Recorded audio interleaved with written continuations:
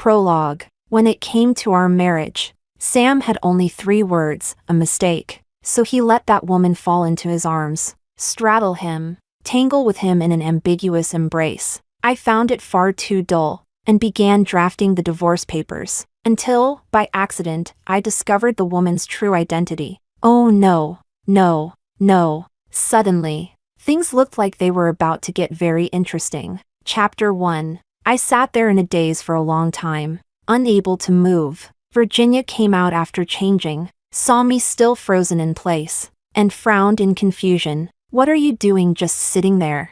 I lifted my head and forced a smile. My legs fell asleep, but Virginia immediately sensed something was wrong. She sat down next to me and grabbed my hand. "What happened?"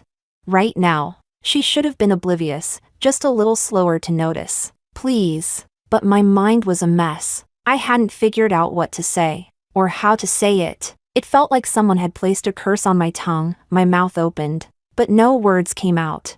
"Hey, what's going on? Don't scare me." Then she softened. "Fine. If you don't want to talk, it's okay. I'll just take you home first." She reached out to help me up, but I pressed her hand down. My voice came out hoarse, almost foreign to my own ears. "Virginia, I think Sam is cheating." Chapter 2. It had started as just another ordinary day. Sam left early, saying he had to be at the office, with nothing on my own schedule. I invited Virginia over to swim. After an hour, I climbed out of the pool first, planning to wait for her at the cafe downstairs. While drying my hair, I caught sight of Sam through the glass door of the billiards room. He sat there casually, expression cool and detached. I was surprised. Wasn't he supposed to be at work? I was about to push the door open to call him when I saw her. A woman in a silk cheongsam swayed gracefully toward him, every step deliberate, every curve an invitation. This wasn't ordinary social interaction. This was blatant seduction. She stopped in front of him, pressing her calf lightly against his knee. Leaning down, she purred, "Sam, let's make a bet." Sam narrowed his eyes at her, but didn't pull back. "What kind of bet?" She pointed at the billiards table. "If I can clear the table in one shot, you'll spend the night with me." My fingers clenched tight. I should have stormed in, shoved her away, reminded them both who his wife was. But my legs felt like they were filled with lead. I couldn't move. I could only watch Sam, waiting, hoping for him to do something. But he didn't. He leaned forward, closer to her. "Why would I gamble with you?" "What's wrong? Afraid you'll lose?" Sam gave a cold laugh. "I have a wife." "Oh," she teased. "Didn't think you were the type to be tied down. I thought you were like me, not content with just one." Her voice was soft, coaxing, curling around the air like smoke. Their eyes locked. In that crackling silence, Sam suddenly stood. The woman gasped as she stumbled back, but Sam's arm shot out, wrapping around her waist. In one swift move, he slung her over his shoulder and strode toward the door. His voice rang clear, low and decisive. "No need to gamble. You've already won." Chapter 3. I'm just a lousy writer. I've written a few viral hits, sold a few copyrights, and I've got a small name in the circle. I've written plenty of classic scenes. That ambiguous tug-of-war between Sam and that woman? If I were the one writing it, I could have dragged it out for at least 800 words. Enough to make readers scream, "God, I ship this." A woman seduces openly. A man takes the bait. Yep, that's your typical double-dominant setup. Only problem? The man's already married, and the woman's moral compass is clearly broken. When you think of it that way, isn't it just disgusting? Virginia's face darkened, fury written all over her. "That bastard. I'm going to find him." "Don't." I caught her arm again. She glared at me. Don't tell me you plan to just swallow this." I rubbed my face. The initial numbness, the shock, had faded. As I retold it all to Virginia, I gradually regained my clarity. "Virginia, tell me, if you saw your own husband cheating with your own eyes, how should you react?" When Sam carried that woman out, 1,000 scenarios flashed through my mind. Heartbroken, sobbing, charging in to confront them, slapping Sam across the face. Righteous fury. moral high ground, or just walking away, never looking back. But I did nothing. I just sank down against the wall. I couldn't summon any strength, no emotion. With Sam, I'd always looked up to him, just a little, but facing his betrayal, he was like every other cheating husband out there, pathetically ordinary in his trashiness. Really, utterly boring. I turned down Virginia's offer to stay with me and drove home alone. On the way, I kept turning the plot over in my head. When did they meet? What did they go through together? What were they doing now? Was it just an emotional affair? Or physical? Or both?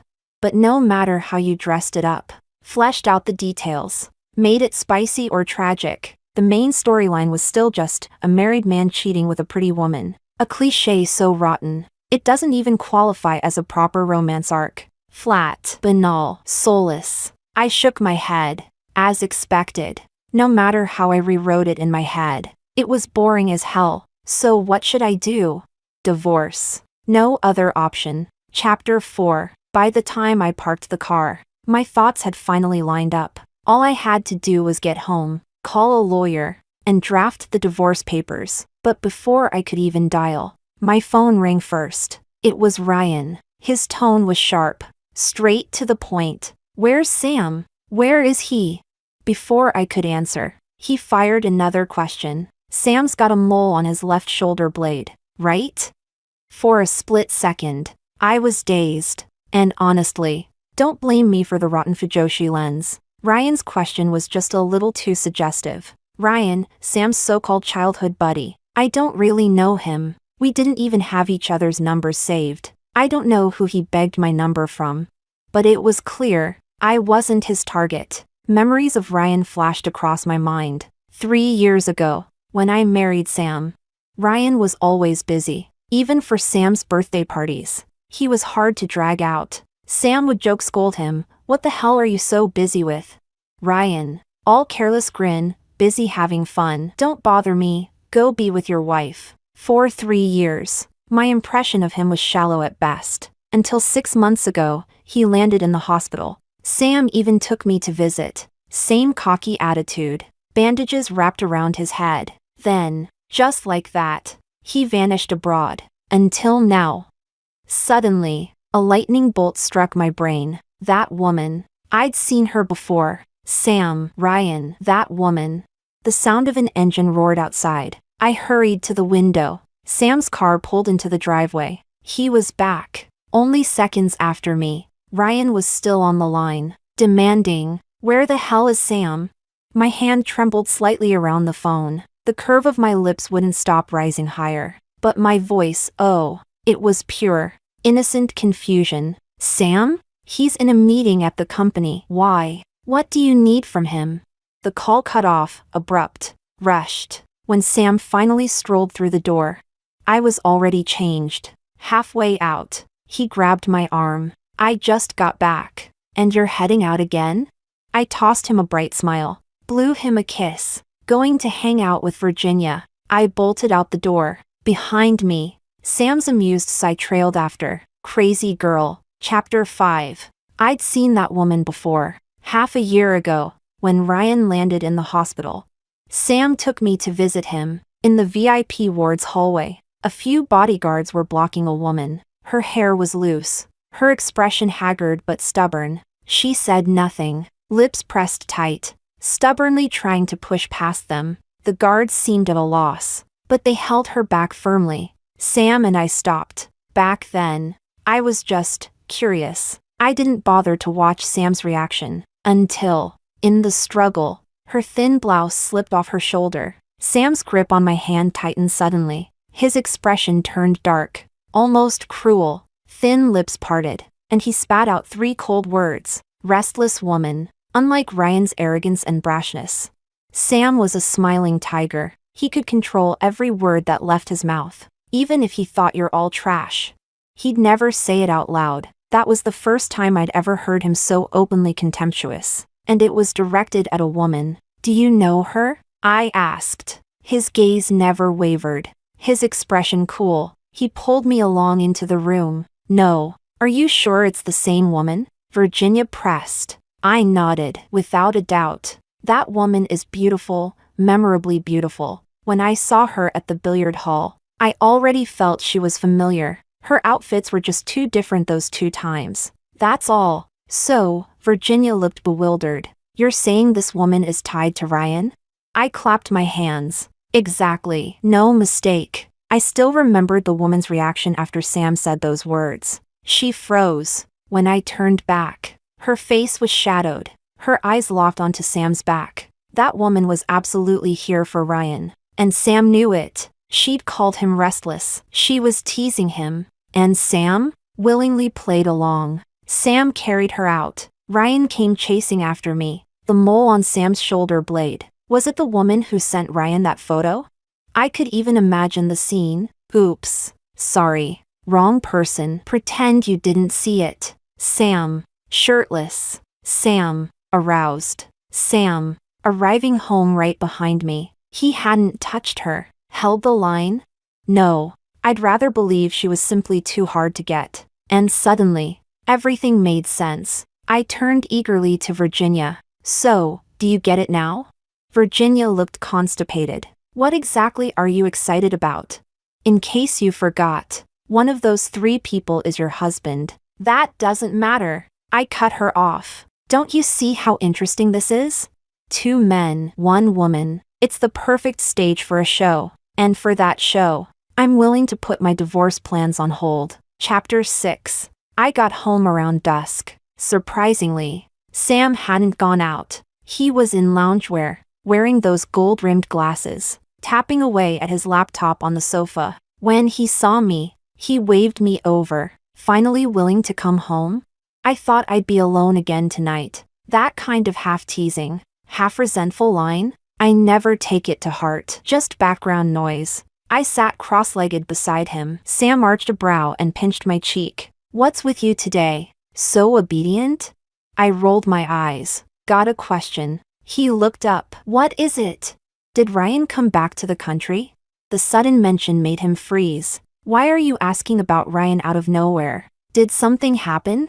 I ignored the flicker in his expression, curled my lips into a casual smile, and pretended to sound indifferent. Not really. He just called me this afternoon. Asked where you were. I thought maybe he was back and wanted to drag you out. Sam made a soft sound, brows furrowing. I nudged him. So, did Ryan come back or not?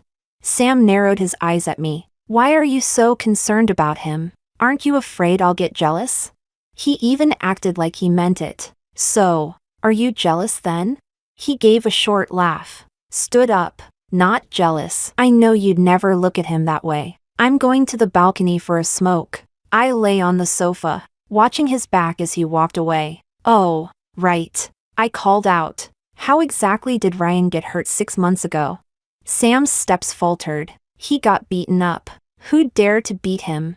It wasn't exactly that. Vague, slippery. But before I could push further, Sam slid the balcony door shut. Chapter 7. Virginia was fuming. I've already called you 3 times. Every time you said you were busy. So tell me, what the hell are you so busy with? I didn't bother to explain. I just sent her a location pin. Writing, why don't you come find me? Virginia was speechless. What? Following your husband to work? You're not seriously tailing him, are you? Wait, I'm coming over. Ah yes, nothing triggers human adrenaline faster than gossip. She arrived quickly, even with a mask pulled up, sneaking into the seat opposite me like some undercover agent. You really must be bored out of your mind. I thought you'd be crying your eyes out. But clearly I was overthinking. Well, find anything? Nothing. These past few days, Sam had been perfectly normal. Work, home, the usual leisure. The woman hadn't shown up again, but I had a feeling, soon. That night, I texted Sam. Coming home for dinner? No, I've got a meeting. Eat something decent. Don't just snack. He went to a club. Virginia and I sat next door. The initial thrill wore off quickly, and Virginia was already bored, propping her chin on her hand while watching the young bartender mix drinks. So you're just going to keep following him like this every day? I pushed my glasses up. Not every day, just when I'm free. After all, I'm a writer. A few viral hits. Some adaptation rights sold. I had a bit of a name in the circle. People thought I'd been quiet lately because I was refining some big new project. The truth? I'd opened a small alt account to secretly pay the bills. It wasn't that I couldn't write. It was that I couldn't afford to lose. So yes, I was busy. Following Sam around was just a side hobby. Tonight seemed like another dead end. I gathered my things, ready to drag drunk Virginia home, when Sam suddenly walked down the hallway. Not far behind, a group of youngsters surrounded a woman. She turned her head, tossing a coy smile, then tripped, falling backward. Of course, straight into Sam. I narrowed my eyes. He had space, plenty of space to sidestep. But he didn't. He stood there, eyes dark with some hidden current, letting her fall against his chest. He lifted his hand, steadying her waist. Hey, isn't that your husband, MMPH? I clamped my hand over Virginia's mouth. Too late. Sam's gaze snapped toward us. The next second, he pushed the woman away, expression flat, detached, brushing past her like it was nothing but an accident. He walked straight to me. What are you doing here? I jerked my chin toward Virginia, lying without guilt, keeping her company. Sam bent down, leaned close, and sniffed at me. What are you doing? I shoved him. He chuckled, checking if a certain little drunkard resisted temptation. Not bad, you behaved. I didn't answer. My eyes were fixed past his shoulder. The woman was already leaving, her back vanishing into the crowd. Last time she'd been all elegance in a cheapao. Tonight she was dressed to seduce, fiery, sultry. Yes, it was her, the same woman. What are you staring at? Sam asked. I tilted my head, feigning puzzlement. She looks familiar. A face like that, you don't forget. But I just can't place her. Do you? Sam straightened, cocking his head slightly. Pretty? She's average. My brow twitched, almost imperceptibly. Average? Then why had the fingers that touched her waist rubbed together, like tasting the memory, like savoring the sin? Chapter 8. Sam said he had a second round, so he wouldn't drive me home. Be careful, he added. Call me when you get there. He watched me leave, but he didn't know I drove one circle around the block and parked right back in the lot. Less than a minute later, he had the woman pinned against the car door, her body pressed flat against the cold metal. Sam twisted her wrist, locked her arms behind her back, closing in inch by inch, his chest against her spine. The woman shivered, like she'd touched a hot flame, a low sound slipping from her lips. Sam's voice was already rough, strained. Alice, what the hell do you want? The woman laughed softly. What do I want? Sam, shouldn't I be asking you that? You've got me trapped like this. What is it you want?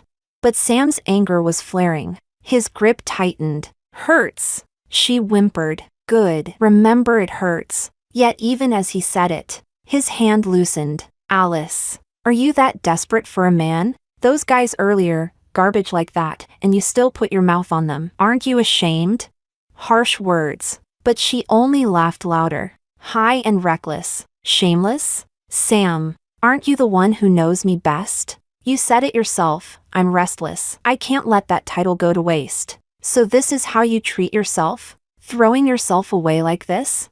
Her hips pushed back into him. She turned her head slightly, voice dripping with heat and honey. So what if I do? Why are you so angry? You won't touch me. Am I not allowed to find someone else? Or is it, you're jealous? I lifted my phone, zoomed in, and froze the moment in a frame. I'd followed enough film crews to know, directors labor over iconic shots, composition, lighting, atmosphere, and here's Sam and Alice, they carried it off effortlessly. Art imitates life? No, life always outperforms art. I scrolled to Ryan's number and dialed. My voice shook, laced with a sob. Ryan, do you know Alice? Who is she? I hung up before he could answer. He called back immediately. I declined. Shut off my phone. The final corner of this triangle needed to be drawn in. Otherwise, what fun would it be? Chapter 9. That night, Sam never came home. Around 3 in the morning, I called his phone, powered off. By the time I was juicing vegetables in the kitchen the next morning, the door opened. Sam stepped in, same clothes as yesterday, tired face, cigarette stench clinging to him. He swapped shirts and left again almost immediately. From the window, I watched the car idling in the yard. Tinted glass blocked the view, but I could feel it. A pair of eyes staring back from the passenger seat. He lingered at the door only long enough to say, "I'll be busy these next few days. Might not come home at night. Take care of yourself. Don't wait up." The engine roared. One quick turn, and the car vanished. I stood at the window, drained the glass of vegetable juice in one long swallow. Then I pulled up the gate's security footage, and there it was, confirmation. Sam driving, Alice in the passenger seat. He took her home. What was he thinking at that moment? Fear? Anxiety? Anticipation? Whatever it was, I imagine it was thrilling. Sam always did love that rush, the pounding heart, the danger, the taste of being caught. Chapter 10. Ryan came back faster than I expected. Straight from the airport. No stops, he went directly to my doorstep. His first words, "How much do you know?"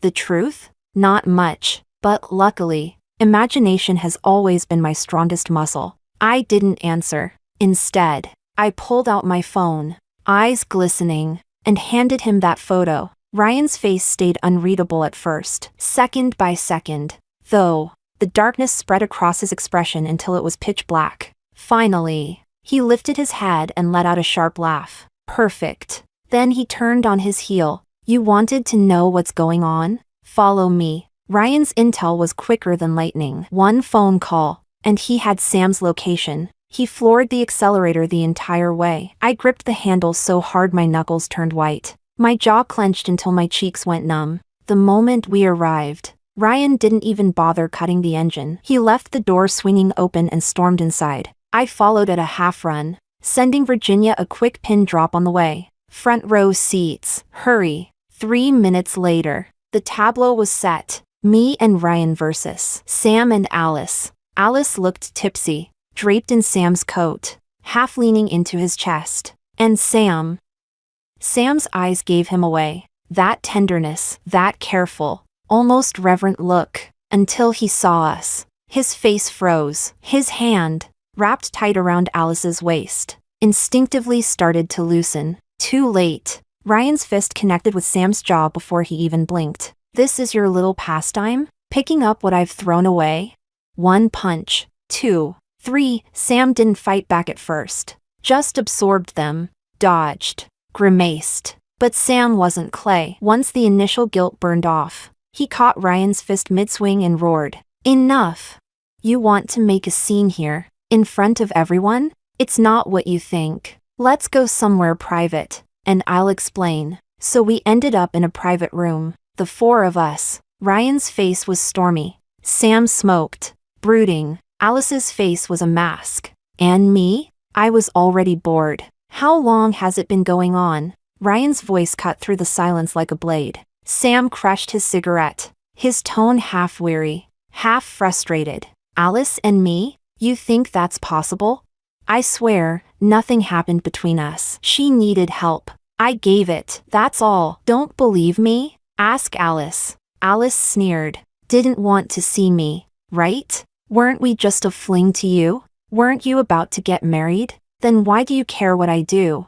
Her words landed heavy, but Ryan stayed silent, lips pressed thin. Sam dropped his gaze, then stood and took my hand. "Let's go. Give them space. I'll explain everything once we're home." I didn't resist. I let him lead me out. In the main hall, Virginia was perched at a booth, waiting. When she saw us, she shot up. I gave her a slight nod, flashed an okay sign. Show's over. Chapter 11. The ride home was silent. Sam walked ahead of me, never once meeting my eyes. "I'll take a shower first. Wait for me." That shower lasted over half an hour. When he finally emerged in a bathrobe, I had already packed my essentials, documents, clothes, all neatly fit into a single suitcase. He froze mid-gesture, towel still in his hand. I handed him a few A4 sheets. His voice came out hoarse. "What's this?"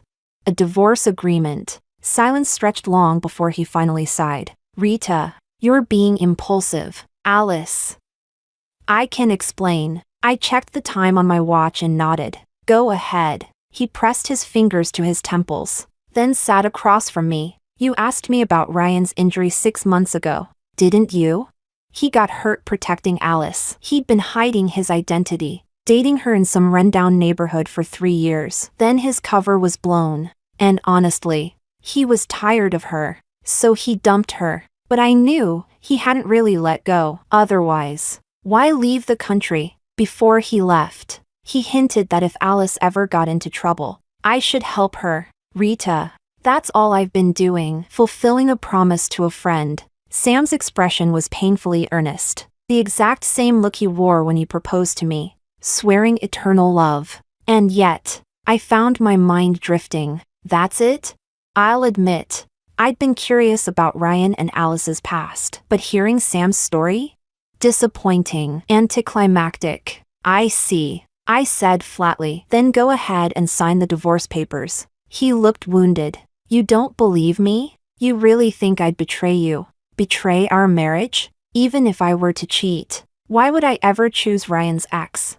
I opened my mouth, shut it again. Sam, you are smart. I'll give you that. But don't assume everyone else is stupid. That's when things get awkward. Like right now. My toes are already curling so hard from secondhand embarrassment I could dig out a 3-bedroom apartment. Spare me. Or let me put it another way. I have proof of you and Alice. I don't want to blow things up with Ryan, or watch you lose face in front of your friend. So just do me a favor and sign the papers. Chapter 12. I didn't get the spectacle I wanted tonight, but I did walk away with the divorce papers. That's not a total loss. At the bar, Virginia pressed me for details. I sighed. The emotional fireworks I expected never came. Started high, ended flat. Honestly, boring. Utterly boring. Sam and I agreed to meet at the Civil Affairs Bureau 3 days later. In the meantime, he moved into another apartment so I could clear my things from the villa. He just agreed? Virginia blinked.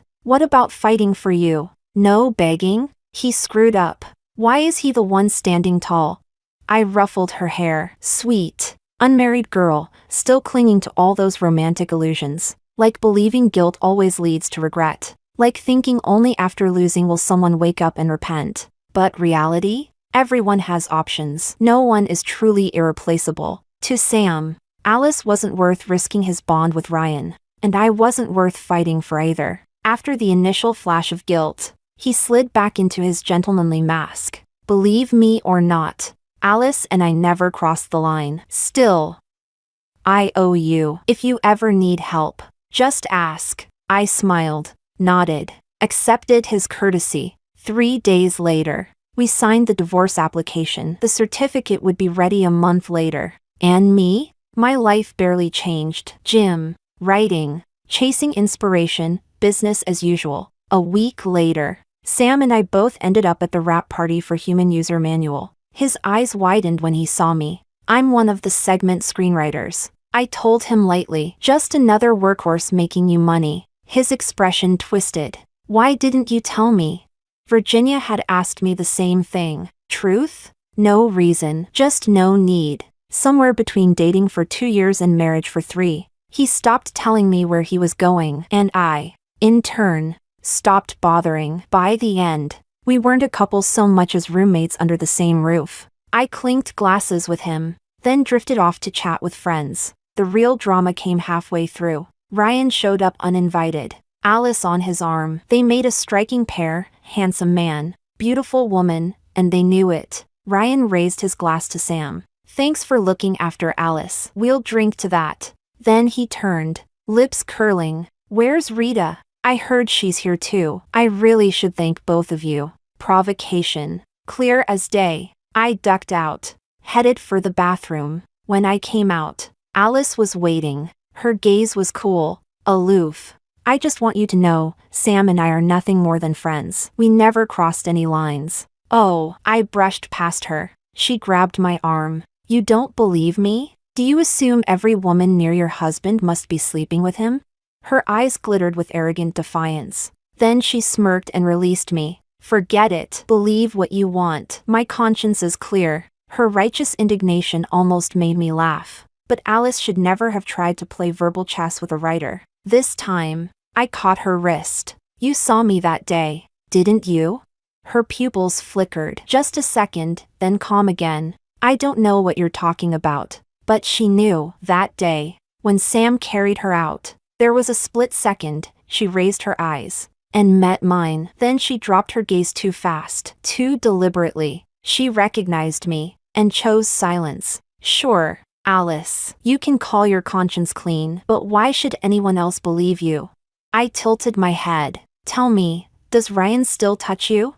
Her body stiffened. Men are hypocrites. He can have one woman after another, but a woman who's already been touched. To him, she's dirty. Alice went pale. I gave a small, polite nod and walked away. Chapter 13. Ryan was back in the country for one main reason, to get engaged, which meant his fiancée was definitely not Alice. Sam came to me, asking for a favor. Come with me, just this once. You can name your conditions. Why? I asked. He rubbed the bridge of his nose. Ryan doesn't know we're divorced yet. That explained everything. Exactly the same logic he'd used when he first agreed to the divorce. To Sam, the cost of breaking with Ryan was simply too high. For that, he could give up a marriage. For that, he could swallow his pride and beg me. I accepted.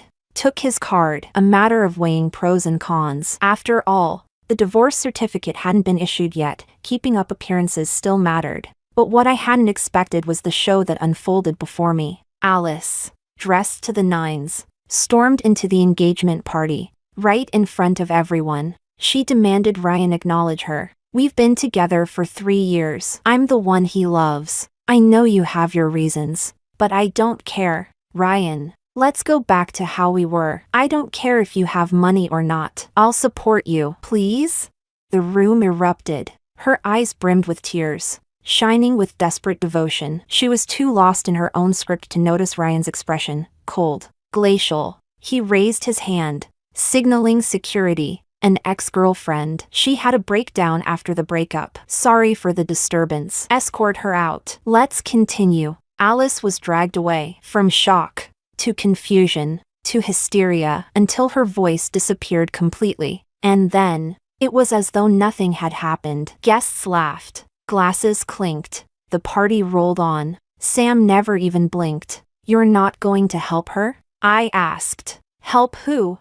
Alice. He paused, then gave a weary sigh. There's really nothing between us. Really? I arched a brow. Funny, because when she left, she never stopped looking at you, like a drowning woman searching for a lifeline. But Sam didn't even spare her a glance. Chapter 14. The divorce with Sam went smoothly. No fights, no yelling, just a peaceful process of picking up the divorce certificate. We even shook hands when we walked out of the Civil Affairs Bureau. As for Alice and Ryan's love-hate entanglement, I paid no attention. The next time I saw her was on a cruise ship. Virginia had dragged me along to broaden my horizons. Sam was there too. We just nodded at each other, considered it a greeting. Later, while I was leaning in a corner enjoying the sea breeze, Virginia came running over. Damn, Alice is here too. She just bumped into Sam with a glass of wine, all flustered, then started wiping his shirt. Honestly, I couldn't tell if she was cleaning up the spill or flirting, but Sam didn't budge. He grabbed her wrist and pushed her away. Seriously, he looked more proper than a saint. Really? I rested my chin on my hand and couldn't help but sneer. Back when we were married, he was like a horny dog in heat. Now, after the divorce, he suddenly plays the gentleman? Guess sneaking around isn't thrilling anymore without a wife to betray. Virginia studied me, still so sharp-tongued. Good. For a moment, I thought you were just pretending not to care. And suddenly, I understood. No wonder she kept dragging me everywhere. Keeping me busy, she was afraid I'd hide and cry alone. Not care? Of course that's impossible. But it's true, I don't care that much anymore. All the emotions I had for Sam, I burned them out a year ago. Remember? You were the one who rushed back home and cursed me awake. We both fell silent for a while. Then I ran into Alice. Our eyes met. She looked embarrassed, quickly turning away, about to leave, but after a couple of steps, she turned back. She said. You shouldn't hate me. You and Sam never really had much love between you. If anything, I helped you see his true nature more clearly. You should be thanking me. Chapter 15. It was absurd. Alice spoke with conviction, her words heavy, her expression painfully earnest. She wasn't being ironic. She wasn't lying. She truly believed what she was saying. I couldn't help myself. I tilted my head, curious. And what gives you the right to say Sam and I never had much of a relationship? Her lips curved in a mocking arc. I told you. I'm not the kind of woman you think I am. Before I chose Sam, before I used him to get back at Ryan, I did my homework. Her voice was calm, her gaze steady. I know you used to be his employee, 3 months in his company, and suddenly you were in a relationship. Suddenly you quit, so short a time, and you chose him. He chose you. How much love could there really be? You traded beauty for money, simple as that. Her judgment silenced me for half a minute, and then, against my better judgment, I found myself wanting to sit her down for a proper conversation. Because, disturbingly, some of her thoughts almost mirrored mine. You know I'm a writer, right? I asked. Oh, you don't? You probably assumed I was just some unemployed ornament, living off Sam. Her expression didn't change. Well then, you probably also don't know that my royalties are over 10 million. But that's not the point. What I do want to say is, when I first realized you and Ryan had a history, I was excited. Her brows twitched ever so slightly. Yes, excited, because here we had a setup. Ryan wounded in your defense, but dumping you cold, running abroad, refusing to see you, hidden motives,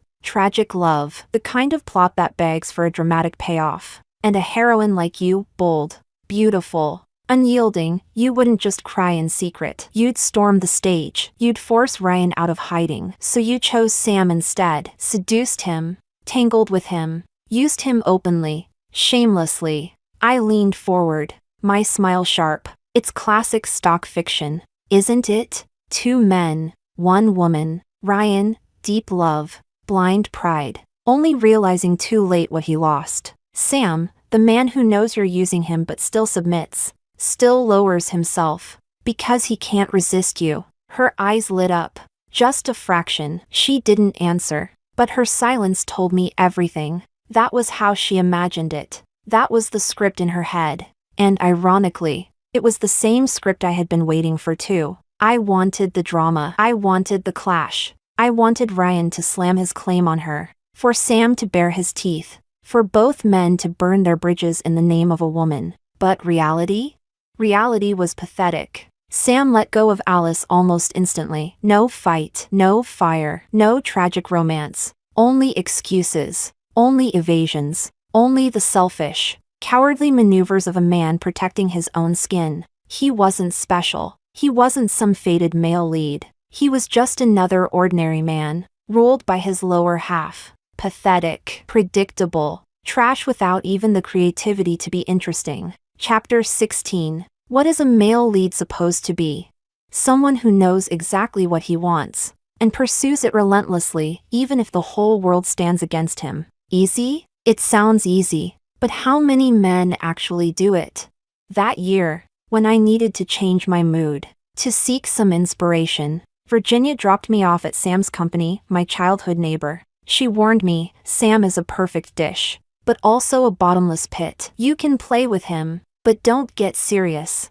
I promised her, all for art. Don't worry. I'm firm in my resolve. I was a staunch anti-marriage type. Sam worshipped bachelorhood. He treated me like a machine to be used, squeezing, scolding, mocking, but my tolerance was high. Instead of breaking down, I'd hand tissues to whoever else he managed to scare to tears. He called me thoughtless, careless, but I overheard him telling others, that's the good part about her. Simple. He once brought me along on a business trip, and I got lost, while he was nearly frantic enough to call the police. I was calmly eating noodles on a street corner. He stared, took a deep breath, and said, my heart hurts. I asked, you have a heart condition?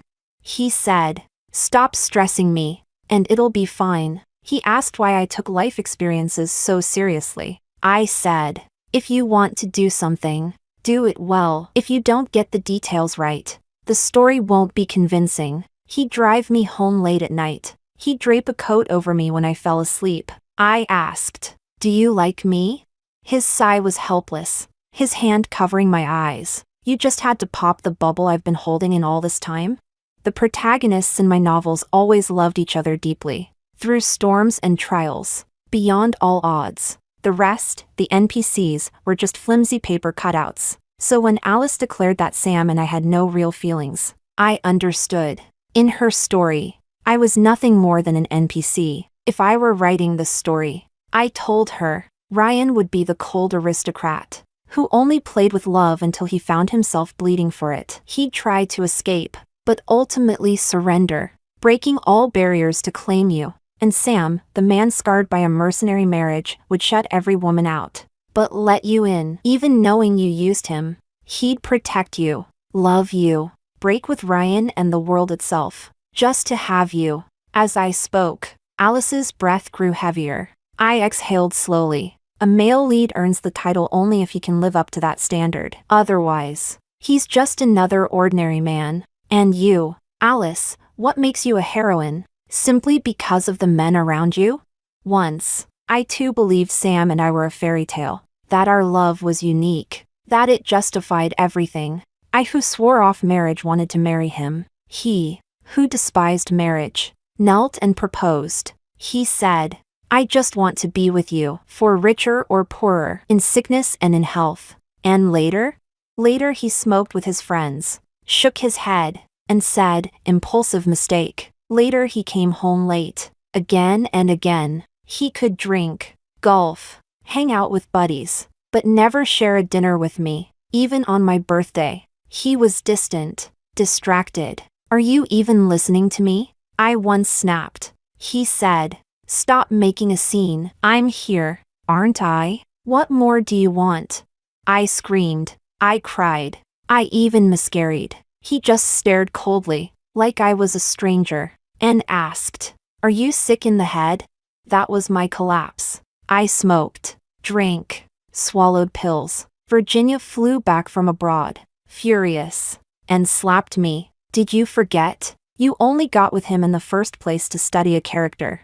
That was a year ago, when I finally started to detach. No one stays sober in love. We drown. We lose ourselves. Convinced our love is special, incomparable, we refuse to accept failure. Convinced the pain is only the bridge to something greater. But the truth? There aren't that many male leads in this world. No unwavering loyalty. No grand awakenings. No repentant redemption arcs. Alice and I, we were just side characters in Sam and Ryan's stories. They'll move on. They'll live. They won't even face consequences. So what about us? Are we meant to rot in the pit they dug? No. If your only claim to heroine status is the men around you, you will be replaced. If I am the heroine, it will only ever be because of me. Chapter 17. When I left that day, Alice was crouched on the ground, hugging herself, sobbing uncontrollably. On a bright, clear morning, I drove away from that city. No destination in mind, just going wherever the road led me. Eventually, I settled in a small, obscure city. I met different people, saw different things, made new friends. I heard later that Ryan and Sam finally fell out. Ryan, drunk one night, spilled the truth about Sam and Alice's entanglement. This time, Sam didn't hold back. He fought Ryan, and Ryan never did marry that well-bred heiress. Instead, they turned on him, trapping him into losing a fortune. Of course, why would a proper heiress swallow the filth of a spoiled young master? As for Alice, she eventually faded out of that chaotic circle. Ryan played with her. Sam, too. Neither of them was ever willing to give her everything. In this whole so-called love story, it seemed only she was broken to the bone. Everyone else? Just a few superficial scratches. I don't know if, in the dead of night, Sam ever sat with his whiskey scrolling through my social media, or asked Virginia where I'd gone. Virginia once asked me, could it be that he regrets it? I laughed, shook my head. This is regret? Please. It was nothing but a vain man, flaunting his so-called passion in his boredom. Take away the audience. Deny him a stage, and he has nothing left. And me? I have no time for him anymore. I lit incense, bowed to the Bodhisattva, prayed to the god of literature, chose an auspicious day. I was ready to begin my next story.